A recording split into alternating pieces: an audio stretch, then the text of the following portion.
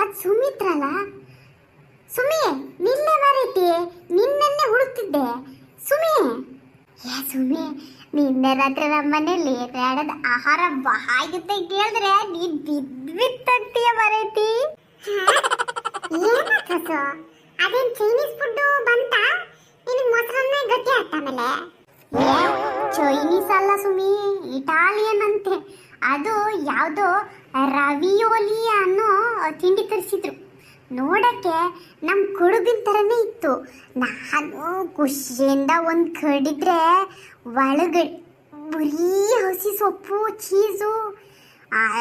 ಏನಮ್ಮ ಇದು ಚೌತಿ ಕೊಡುಬಿಗೆ ತೆಂಗಿನಕಾಯಿ ಹೂರ್ಣ ಇಡೋದು ಬಿಟ್ಟು ಗಾರ್ಡನ್ನಲ್ಲಿರೋ ಹುಲ್ ಕೊಚ್ಚಿಟ್ಟಿದ್ದೀರಾ ಅಂತ ಜೋರ ಕೇಳೇ ಬಿಟ್ನೆ. ಆಮೇಲೆ ನಿನ್ ಮಗ ಸೊಸೆ ಏನಂದ್ರು? ನನ್ನ ಮಗ ಮೂಗ್ ಮುಚ್ಕೊಂಡು, ಅಮ್ಮ ಅದು ಇಟಾಲಿಯನ್ ಪಾಸ್ತಾ, ಅದಕ್ಕೆ 500 ರೂಪಾಯಿ ಕೊಟ್ಟಿದ್ದೀನಿ, ಹುಲ್ಲು ಅನ್ಬೇಡ ಅಂತ ಬೇಜಾರ ಮಾಡ್ಕೊಂಡೆ.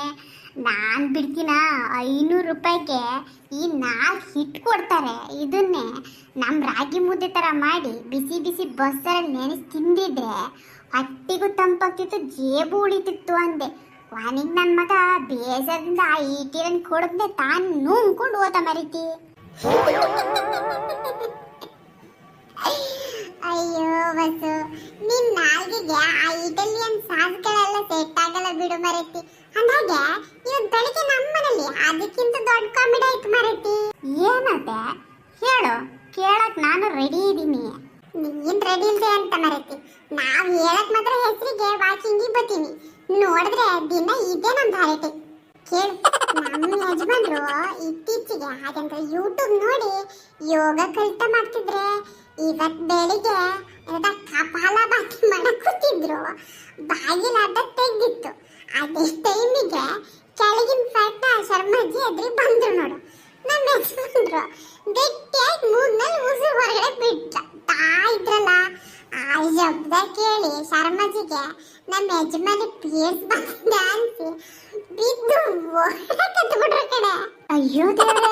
ಆಮೇಲೆ ಆ ಶರ್ಮಾಜಿ ಅಯ್ಯೋ ಜೋಶಿ ಅವರೇ ಏನಾಯ್ತು ಅಂತ ಓಡ್ ಬಂದು ಕೈ ಸಿಕ್ಕಿದ್ದು ಅಂತ ನಮ್ಮ ಅಡಿಗೆ ಮನೇಲಿದ್ದ ಈರುಳ್ಳಿ ತಂದು ನಮ್ಮ ಯಜಮಾನರು ಮೂಗಿನ ಹತ್ರ ಹಿಡಿದ್ರು. ನಮ್ಮ ಯಜಮಾನ್ರ ಕಣ್ಣು ಮುಚ್ಕೊಂಡು ಜುಯ್ ಅಂತ ಉಸಿರು ಬಿಡ್ತಿದ್ರು. ಈರುಳ್ಳಿ ವಾಸನೆಗೆ ಗಟ್ಟಿ ಸೀನಿ ಶರ್ಮಾಜಿ ಮೇಲೆ ಬಿದ್ರು ನೋಡು. ಇಬ್ರು ನೆಲದ ಮೇಲೆ ಡಬ್ಬಂತ ಬಿದ್ರು ಬರೈತಿ. ಅಯ್ಯೋ ಜೋಶಿ ಅವ್ರ ಗತಿ. ಈರುಳ್ಳಿ ಮೂಸಕ್ಕೆ ಹೋದ ಶರ್ಮಾಜಿ ಕತೆ ಏನಾಗ್ಬಿಟ್ಟೆ. ನಮ್ಮ ಯಜಮಾನ್ರು ನಾನು ಪ್ರಾಣಾಯಾಮ ಮಾಡ್ತಿದ್ದೀನಿ ಕಂಡ್ರು, ನೀವ್ ಯಾಕೆ ಈರುಳ್ಳಿ ಕೊಡ್ತಿದ್ದೀರಾ ಅಂತ ಬೈದು ಎದ್ ನಿತ್ರೆ ಶರ್ಮಾಜಿ ನಾನ್ ನಿಮ್ ಪ್ರಾಣ ಉಳ್ಸೋಕ್ ಬಂದೆ ಸ್ವಾಮಿ ಅಂತ ಸಾರಿ ಕೇಳಿ ಕಾಲ್ ಕಿತ್ತಿದ್ರು. ನಾನ್ ಅಡಿಗೆ ಮನೆಯಿಂದ ಬಂದ್ ನೋಡಿ ನಕ್ಕು ನಕ್ಕು ಸಾಕಾಯ್ತು ನೋಡು ವಸು. ಅಪ್ಪ, ಈ ಯೂಟ್ಯೂಬ್ ನೋಡಿ ಮನೆಯಲ್ಲಿ ಏನೇನು ಸರ್ಕಸ್ ನಡೀತಿತ್ತು. ಅಂದಾಗೆ ಆ ಶರ್ಮಾಜಿ ಮಗನ ಕತೆ ಹೇಳಿಲ್ವಲ್ಲ. ನಿನ್ನೆ ಗೋವಾ ಮದ್ವೆ ಮುಗಿಸಿ ಬಂದ್ರಂತೆ ತಾನೇ?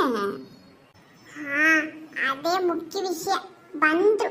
ಆದ್ರೆ ಆ ಮದ್ವೆಯಲ್ಲಿ ಶರ್ಮಾಜಿಗೆ ಅದು ಅನುಭವ ಕೇಳಿದ್ರೆ ನೀನು ಮೂರ್ಛೆ ಹೋಗ್ತೀಯ ಮಾರೈತಿ. ಹಾ, ಮೂರ್ಛೆ ಹೋಗೋ ಅಷ್ಟು ಏನಾಯ್ತೆ ಸುಮಿ? ಬೇಗ ಹೇಳು, ನಂಗೆ ಹೊಟ್ಟೆಲ್ ಹುಳ ಬಿಟ್ಟಂಗೆ ಆಗ್ತೈತೆ ಮಾರೈತಿ. ಶರ್ಮಾಜಿ ಮೊನ್ನೆ ಸಿಕ್ಕಾಗ ಅಳ್ತಿದ್ರು ವಸು. ಗೋವಾದಲ್ಲಿ ಬೀಚ್ ವೆಡ್ಡಿಂಗ್ ಅಂತೆ. ನಮ್ಮ ಶರ್ಮಾಜಿ ಪಾಪ ಮಂಡಿ ನೋವು ಇಟ್ಕೊಂಡು ಪಚ್ಚೆ ಉಡ್ಕೊಂಡು ಮದುವೆ ಮಂಟಪಕ್ಕೆ ಹೋದ್ರೆ ಅಲ್ಲಿ ಅರ್ಚಕರು ಇಲ್ಲ, ಶಾಸ್ತ್ರನೂ ಇಲ್ಲ. ಸಮುದ್ರ ದಂಡೆಯಲ್ಲಿ ಮರಳು ತುಂಬಿರೋ ಕಡೆ ನಮ್ಮ ಶರ್ಮಾಜಿನ ಬರೀ ಕಾಲಲ್ಲಿ ನಿಲ್ಲಿಸ್ಬಿಟ್ಟಿದಾರಂತೆ. ಬಿಸಿ ಮರಳಲ್ಲಿ ಅವ್ರ ಕಾಲು ಬೆಂದು ಹೋಗೈತೆ ಮರೈತಿ. ನೋಡಕತ್ತಿರ್ಲಿಲ್ಲ ಅವ್ರ ಕಾಲು. ಅಯ್ಯೋ ಪಾಪ. ಆಮೇಲೆ ಮದ್ವೆ ತಾಳಿ ಕಟ್ಟೋ ಟೈಮ್ಗೆ ಕ್ಲೈಮ್ಯಾಕ್ಸ್ ನೋಡು. ಗಾಳಿ ಜೋರಾಗಿ ಬೀಸಿ ಶರ್ಮಾಜಿ ಉಡ್ಕೊಂಡಿದ್ದ ಪಂಜೆ ಹಾರಿ ಸಮುದ್ರ ನೀರಿಗೆ ಬಿದ್ದೋಯ್ತು.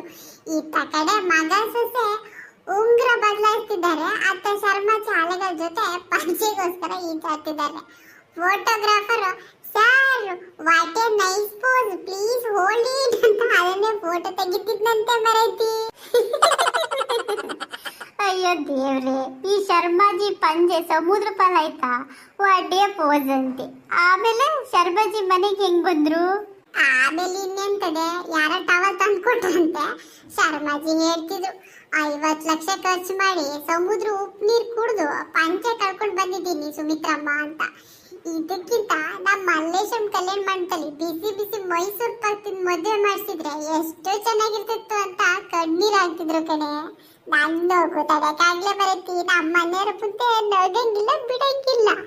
ಅವ್ರು ಹೇಳ್ಬೇಕಂದ್ರೆ ಮಗಕ್ಕೆ ಕೊಯ್ ಅಡ್ಡ ಹಿಡ್ಕೊಂಡು ಬಿದ್ದು ಬಿದ್ದು ನೋಡಿ ನೋಡ್ ಮಾಡತ್ತಿ. ಹೌದು ಬಿಡು, ಈ ಡೆಸ್ಟಿನೇಷನ್ ವೆಡ್ಡಿಂಗ್ ಹೆಸರಲ್ಲಿ ಕಷ್ಟಪಟ್ಟು ದುಡ್ದಿದ್ದೆಲ್ಲ ಸಮುದ್ರಕ್ಕೆ ಸಾಂಬಾರ್ ಒಗ್ಗರಣೆ ಹಾಕ್ದಂಗೆ ಚೆಲ್ತಾ ಇದ್ದಾರೆ. ಅದಾಗೆ ನಮ್ಮ ಅಪಾರ್ಟ್ಮೆಂಟ್ ಆಡಳಿತ ಮಂಡಳಿ ಅಧ್ಯಕ್ಷ ಕೃಷ್ಣಮೂರ್ತಿ ಅವ್ರ ಕತೆ ನಿಂಗೆ ಗೊತ್ತಾ? ನಿಂಗೆ ಏನಾಯ್ತು? ಮೊನ್ನೆ ತಾನೇ ನಮ್ಮ ಅಪಾರ್ಟ್ಮೆಂಟ್ ಅತ್ಯಂತ ಶಿಸ್ತಿನ ಅಪಾರ್ಟ್ಮೆಂಟ್ ಅಂತ ವಾಟ್ಸಪ್ ದೊಡ್ಡ ಭಾಷಣ ಬರೆದಿದ್ರಲ್ಲೇ. ಅದೇ ಕಾಮಿಡಿ. ನಿನ್ನೆ ರಾತ್ರಿ 11 ಗಂಟೆಗೆ ಅಪಾರ್ಟ್ಮೆಂಟ್ ಅಲ್ಲಿ ಕಳ್ಳ ಬಂದಿದ್ದಾನೆ ಅಂತ ಸೆಕ್ಯೂರಿಟಿ ಸೈರನ್ ಕೂಗಿದ್ರು.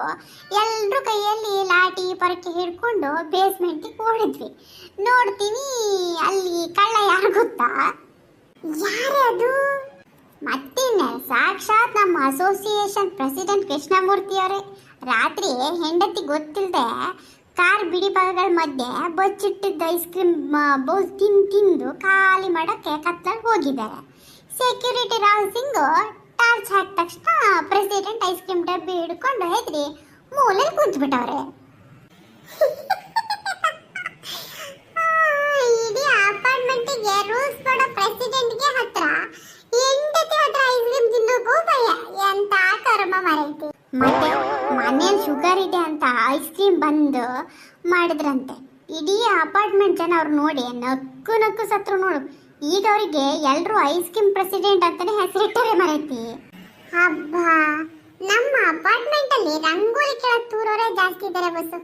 ಹಾಗಾಗಿ ಆ ಪಕ್ಕದ ಬಿಲ್ಡಿಂಗ್ ಮಂಜುಳ ಇವತ್ತು ಬೆಳಿಗ್ಗೆ ಮಾರ್ಕೆಟ್ಗೆ ಹೋಗಿ ಏನೋ ರಂಪಾಟ ಮಾಡಿದ್ರು ಅಂತೆ. ಅದನ್ನ ಕೇಳಿದ್ಯಾ ನೀನು?